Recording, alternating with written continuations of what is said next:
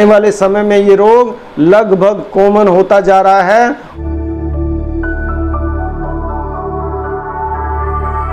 नमस्ते दोस्तों, आज एक बार फिर आपका एग्जैक्ट आयुर्वेद चैनल में स्वागत। आज हम बात करेंगे पित्ते की थैली की पथरी और पित्ते के विकार किस कारण से होते हैं, इस पे आज चर्चा करेंगे। जैसा कि आप सब जानते हैं कि आज के समय में पित्ते की पथरी एक कॉमन रोग बन चुका है। इसका हमें ना तो कोई कारण बता पाता है और इसके इलाज के बारे में बहुत सारी भ्रांतियां हैं। तो इन्हीं चीज़ों को दूर करने के लिए एक छोटा सा प्रयास मैं करूंगा। पित्ता होता क्या है, सबसे पहले इसको हम समझेंगे। इंग्लिश में पित्ते को बोलते हैं गॉल ब्लैडर, पित्त की थैली हिंदी में। ये हमारे पेट के अंदर सेंटर से राइट साइड में जो हमारी सबसे नीचे की जो पसली होती है उसके नीचे लीवर के से जुड़ा हुआ एक थैली नुमा स्ट्रक्चर होता है। इसका काम है लीवर से जो हमारा जूस है, जो पाचक रस है, जो पित्त है, उसको कलेक्ट करते रहना। और जैसे ही भोजन आमाशय से आंत में जाता है तो उसको आंत के अंदर पुश करके भेज देना। ये पित्ते की थैली का फंक्शन होता है स्वाभाविक रूप से। इसका और कोई किसी तरह का दूसरा कोई फंक्शन नहीं होता है।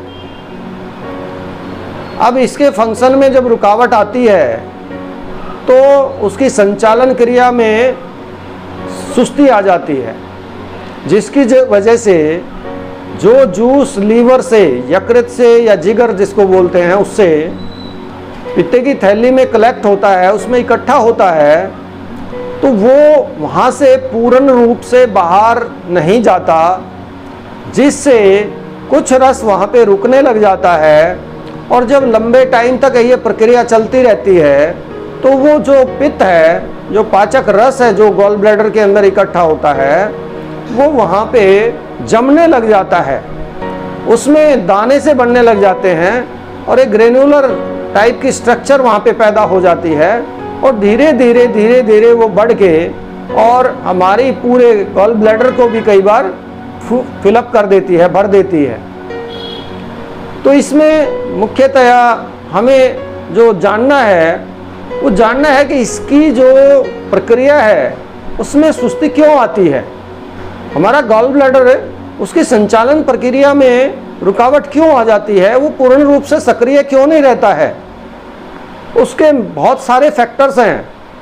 उसमें हमारा खान पान है, उसमें हमारा जो वर्किंग जो शेड्यूल है उसका रोल होता है।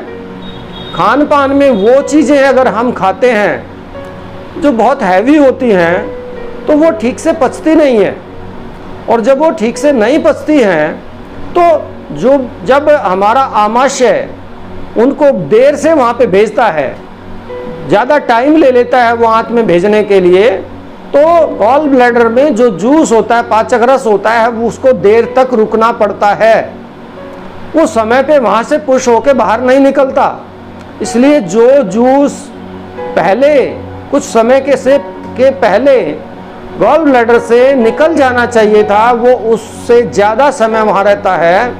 और उससे एक तो उसकी क्वांटिटी ज़्यादा हो जाती है, और दूसरा जब वो ज़्यादा देर तक रहता है तो उसमें जो जमने की जो प्रॉपर्टी है वो उसका प्रभाव उसमें ज़्यादा हो जाता है। और तीसरा, जब वो ज़्यादा देर तक रहता है तो हमारी जो गॉल ब्लैडर है, जो पित्ते की थैली है, उसकी जो संचालन क्रिया है, उसकी फ्लेक्सिबिलिटी जो है, उसमें कहीं ना कहीं कमी आ जाती है, जिससे जब ये लंबे समय तक ये प्रक्रिया चलती रहती है बॉडी के अंदर तो वो और ज़्यादा सुस्त होता चला जाता है और उसमें जमने की प्रक्रिया जो है ना वो स्टार्ट हो जाती है, जिसको हम गॉल ब्लैडर स्टोन के नाम से जानते हैं। इसके अलावा ये कुछ भी नहीं होता है, कोई इसमें कोई पत्थर नहीं होते हैं। तो इसलिए इसमें सबसे बड़ा जो रोल है वो हमारे खाने का है और हमारे जीवन शैली का है। हमारा वर्किंग शेड्यूल क्या है। हम बहुत देर तक बैठे रहते हैं, हम खाने के बाद भी बैठे रहते हैं, चलते फिरते नहीं हैं। हम तला फोला जंक फूड खाते हैं जो देर में पचने में टाइम लगाता है। तीसरा इसका कारण क्या है कि जब हम जंक फूड और भारी खाना खाते हैं उससे हमारा पेट क्लियर नहीं होता है, जिससे हमारी जो प्रक्रिया है, जो पित्त को निकलने की प्रक्रिया है, उसमें रुकावट आती है। और इसकी वजह से सारी चीज़ें मिलके हमारे गॉल ब्लैडर की जो संचालन क्रिया है उसको कहीं ना कहीं उसमें कमी ला देती हैं, उसमें कहीं ना कहीं रुकावट डालती हैं, जिसकी वजह से हमारा गॉल ब्लैडर में पथरी की फॉर्मेशन हो जाती है। ये अगर हम इस चीज़ से बचना चाहते हैं तो इसको हम रिवर्स कर सकते हैं। तो इसलिए गॉल ब्लैडर के बारे में अभी तक कोई भी ऐसी तथ्यात्मक जानकारी नहीं है कि गॉल ब्लैडर स्टोन बनता कैसे है।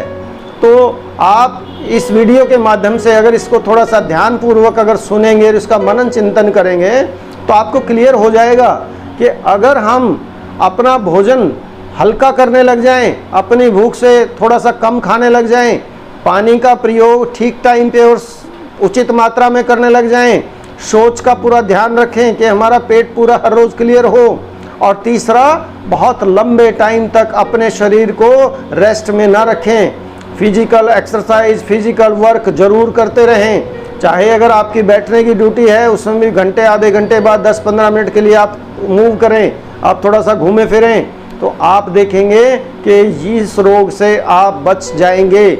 नहीं तो आने वाले समय में ये रोग लगभग कॉमन होता जा रहा है, और ज़्यादा नहीं तो मैं ये कह सकता हूँ कि इस टाइम भी 10 आदमियों में 1 आदमी हो सकता है, इससे ज़्यादा भी इससे प्रभावित हो चुका हो, और इसके कॉम्प्लिकेशन बहुत होते हैं। तो इसलिए सबसे अच्छी बात है कि हम इसके गहराई को जानें कि ये पित्ते की थैली की पथरी बनती कैसे है। तो आगे की वीडियो में हम इसी को आगे बढ़ाते हुए इसका उपचार और इससे संबंधित और जो बातें हैं वो आपके सामने रखेंगे। मैं आपसे यही आशा रखता हूं कि इस वीडियो को ठीक से देखें, ठीक से सुनें और आगे शेयर करें। धन्यवाद।